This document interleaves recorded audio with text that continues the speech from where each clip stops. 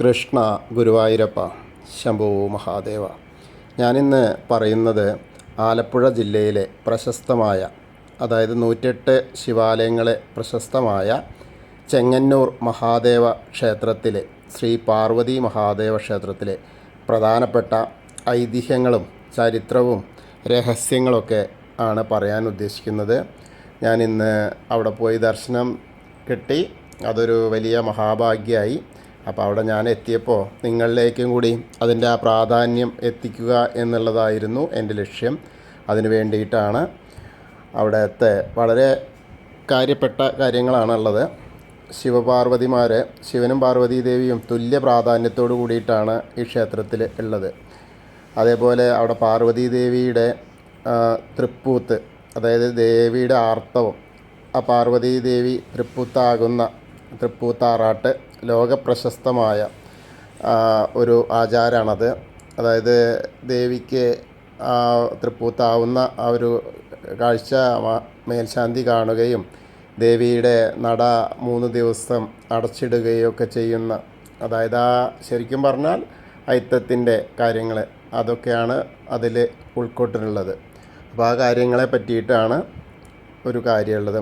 ഒരു മഹത്തായ ലോകപ്രശസ്തമായിട്ടുള്ള ഒരു കാര്യം അതാണ്. അതുപോലെ തന്നെ മറ്റു കാര്യങ്ങൾ, അങ്ങനെ ദേവിക്ക് മാറിയിരിക്കാനുള്ള സ്ഥലമടക്കമുണ്ട് എന്നുള്ളതാണ്. അതും ആ ക്ഷേത്രത്തിൻ്റെ കുറച്ച് തൊട്ടടുത്ത് തന്നെ. അപ്പോൾ അതൊക്കെ വളരെ ഒരു എന്താ പറയുക, പ്രാധാന്യം അർഹിക്കുന്ന കാഴ്ചകളാണ് ഇന്നും നിലനിൽക്കുന്ന. ശരിക്കും പറഞ്ഞാൽ ഓരോ ദേവീക്ഷേത്രത്തിൻ്റെയും ഭഗവത് സന്നിധം അതിനെ പറ്റിയിട്ടുള്ള കാര്യങ്ങളാണ്. അതുപോലെ നടനശിലയും ആചാരങ്ങളൊക്കെ ഉണ്ട് അവിടെ. അതായത് ഒറ്റക്കാലിലാണ് നിന്ന് പ്രാർത്ഥിക്കണം. ആ പണി തീരാത്ത, അതായത് മുൻപത്തെ കൂത്തമ്പലായിരുന്നു, അത് കത്തിയതിന് ശേഷം പിന്നെ അത് പണി തീർത്തിട്ടില്ല. പെരുന്തച്ഛൻ നിർമ്മിച്ച കൂത്തമ്പലാണ് അവിടെ കാണുന്നത്. അതിൻ്റെ തെക്ക് ഭാഗത്തായിട്ടാണ് സ്ഥിതി ചെയ്യുന്ന ഒരു ശിലയാണ് നടനശില. ആ നടനശിലയിൽ കയറി നിന്ന് ഒറ്റക്കാലിൽ നിന്ന് ക്ഷേത്രത്തിൻ്റെ വിമാനവും താഴികക്കുടവും ഒക്കെ ദർശിക്കുക. തപസ്സനുഷ്ഠിച്ച അഗസ്ത്യമുനിയെ ഓർമ്മിപ്പിക്കാനും നടരാജമൂർത്തിയെ സ്മരിക്കാനുമൊക്കെ ഇത് ഉപകരിക്കുന്നു. അതുപോലെ തന്നെ വിഷഹാരിയാണ്. അന്നത്തെ ദിവസം രാവിലെ ചെന്നത് തൊഴുത് അതിൻ്റെ മുകളിൽ കയറിന്ന് പ്രാർത്ഥിച്ചാൽ അന്നത്തെ ദിവസം വിഷബാധ ഏൽക്കില്ല എന്നുള്ളതാണ്. അവിടെ നിന്നിട്ട് ആ കല്ലിൻ്റെ മുകളിൽ, ആ ശിലയുടെ മുകളിൽ കയറി നിന്ന് ഭഗവാന്റെ താഴികക്കുടം ദർശിച്ച് പ്രാർത്ഥിക്കണം എന്നാണ്. ശരിക്കും നഞ്ചുണ്ട ദേവായ നമഃശിവായ എന്നുള്ള മന്ത്രം ചെല്ലണം എന്നൊക്കെയാണ് പറയുന്നത്. ഇനി അഥവാ അത്രയൊന്നും അറിഞ്ഞില്ലെങ്കിലും നമഃശിവായ എന്നുള്ള പഞ്ചാക്ഷരി മന്ത്രമെങ്കിലും ചെല്ലുക, എന്നിട്ട് പ്രാർത്ഥിക്കുക എന്നാണ്. അതിന് ഒരു ഐതിഹ്യം എങ്ങനെ പറയണമെന്ന് വെച്ചാൽ, പണ്ട് കാലത്ത് ഈ പ്രദേശത്തെ കറുത്ത ഇടത്തെ മുരിങ്ങൂർ കുടുംബത്തിലെ വിഷചികിത്സ ഏറെ പ്രശസ്തമായിരുന്നു. പരദേശിയായ ഒരു വിഷഹാരി ദേശവാസികളെ വെല്ലുവിളിച്ചപ്പോൾ മുരിങ്ങൂർ തറവാട്ടിൽ ആകെ 12 വയസ്സുള്ള ഒരു കുട്ടി മാത്രമേ ഉണ്ടായിരുന്നുള്ളൂ. അപ്പോൾ ഭഗവതിയെ ഉപാസിച്ച് ഒരു ചെമ്പുകുഴലുമായിട്ട് എത്തി. ചെമ്പുകുഴലിൽ നിന്ന് ഇറങ്ങി ഭീകരരൂപം പൂണ്ട നാഗത്തെ പരദേശിക്ക് നിയന്ത്രിക്കാൻ ആയില്ല. അപ്പോൾ ബാലൻ്റെ നിർദ്ദേശപ്രകാരം ആ നാഗം കുഴലിനുള്ളിലേക്ക് തന്നെ തിരിച്ചു കയറി. അങ്ങനെ കയറിയപ്പോൾ ആ പരദേശി അപ്പോൾ വിഷഹാരിയായ കയ്യിലുണ്ടായിരുന്ന വിഷചികിത്സ ഔഷധങ്ങളും നാഗതന്ത്ര ഗ്രന്ഥങ്ങളൊക്കെ കുഴിച്ചിട്ടു. പരദേശി ഓടിപ്പോയി. അതിന് മുകളിലാണ് ഇന്നത്തെ ഈ കാണുന്ന നടനശില നമുക്ക് കാണാൻ പറ്റുന്നത്. അപ്പോൾ അവിടെ ചെന്ന് പ്രാർത്ഥിച്ചാൽ വിഷബാധ ഏൽക്കില്ല അന്നത്തെ ദിവസം എന്നാണ് പറയുന്നത്. അതുപോലെ തന്നെ ഏറ്റവും പ്രധാനമുള്ളത് വേറെ, പടിഞ്ഞാറ് നടയിൽ ഒരു സത്യപ്രതിജ്ഞ ചെയ്യുന്നുണ്ട്. നാഗസാന്നിധ്യമുള്ള ഒരു ദ്വാരം. ക്ഷേത്രത്തിൻ്റെ പടിഞ്ഞാറ് നടയിലെ പാർവതി ദേവിയുടെ മുന്നിൽ പ്രത്യേകമായ ഒരു ദ്വാരമുണ്ട്.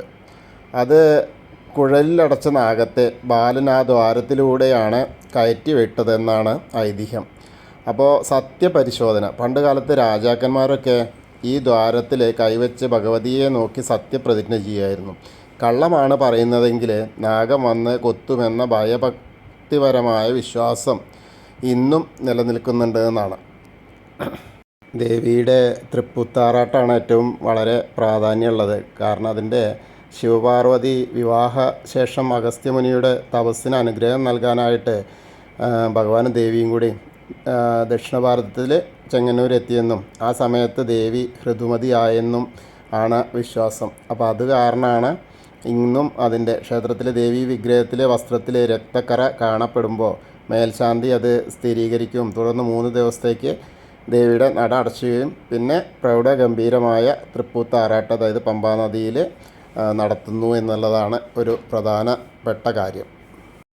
നടനശിലയുടെ അടിയിലുള്ള ഇന്നും ആ താളിയോല ഗ്രന്ഥങ്ങളും തന്ത്രവിധികളൊക്കെ അതിൻ്റെ ഉള്ളിലുണ്ട് എന്നുള്ള ആ ഒരു രഹസ്യം കൂടി വലിയ കാര്യമായിട്ടുള്ള കാര്യം തന്നെയാണ്. ഇന്നും അതിൻ്റെ പ്രതിഫലനം എന്നോളം ഇന്നും ധാരാളം ആളുകൾ അവിടെ വരുന്ന, ചെങ്ങന്നൂർ വരുന്ന എല്ലാ ആളുകളും ആ നടനശിലയിൽ വന്നിട്ട് ഒറ്റക്കാലിൽ നിന്ന് പ്രാർത്ഥിക്കുന്നു എന്നുള്ളതാണ് പ്രാധാന്യമായിട്ട് നമുക്ക് കാണാൻ പറ്റുന്ന കാഴ്ച.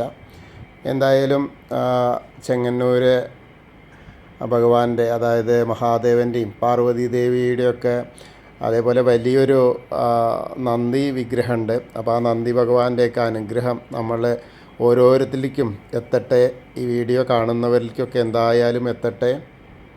അതുപോലെ ഏറ്റവും വേറൊരു പ്രധാനപ്പെട്ടത് മഞ്ചാടി കാഴ്ചവെക്കലാണ്.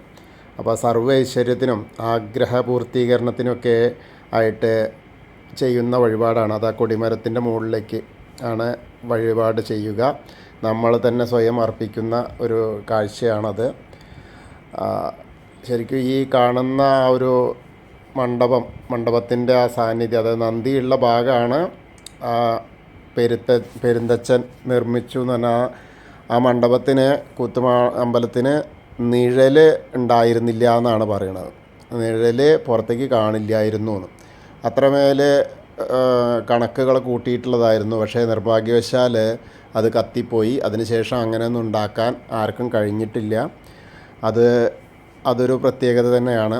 ഇന്നും ആ ഒരു അതിൻ്റെ തറ നമുക്ക് കാണാം. അപ്പോൾ എല്ലാവർക്കും ചെങ്ങന്നൂർ അപ്പനെ വന്ന് കാണാനും ഈ വക കാര്യങ്ങളൊക്കെ അറിഞ്ഞ് കാണാനും സാധിക്കട്ടെ. വളരെ എന്താ വെച്ചാൽ നല്ല വലിയ ക്ഷേത്രമാണ്. അതേപോലെ ഉപദേവതകളൊക്കെ ഉണ്ട്. ഗണപതിയുണ്ട്, അതേപോലെ അയ്യപ്പനുണ്ട്, സുബ്രഹ്മണ്യുണ്ട്. അപ്പോൾ എല്ലാവർക്കും നല്ലൊരു കാഴ്ച തന്നെയാണ്. അതേപോലെ 108 ശിവാലയത്തിലെ പ്രശസ്തമായ ക്ഷേത്രം കൂടിയാണ്. എല്ലാവർക്കും അവിടേക്ക് വന്നിട്ട് ദർശനം നടത്താനും ഈ വീഡിയോ കൂടി അറിയാത്തവരിൽ ഒക്കെ എത്തിയിട്ട് അവരും കൂടി വന്ന് ഭഗവാനെ ദർശിക്കട്ടെ എന്നുകൂടി ആഗ്രഹിക്കുന്നു. എല്ലാവർക്കും ആ മഹാദേവൻ്റെയും പാർവതി ദേവിയുടെയൊക്കെ അനുഗ്രഹം, ചെങ്ങന്നൂരപ്പൻ്റെ അനുഗ്രഹം ഉണ്ടാവട്ടെ. എല്ലാവർക്കും ആ ചെങ്ങന്നൂരപ്പൻ്റെ ഭൂമിയിലേക്ക് എത്താൻ കഴിയട്ടെ എന്നുകൂടി പ്രാർത്ഥിക്കുകയാണ്. അവിടെ അടുത്ത് തന്നെ പടിഞ്ഞാറേ നടയിൽ ഒരു കൃഷ്ണൻ്റെ അമ്പലം കൂടിയുണ്ട്. അതും തൊട്ടടുത്ത് തന്നെയാണ്. അതേപോലെ സർപ്പപ്പാട്ടൊക്കെ നടത്താൻ പറ്റും. ഹരേ കൃഷ്ണ.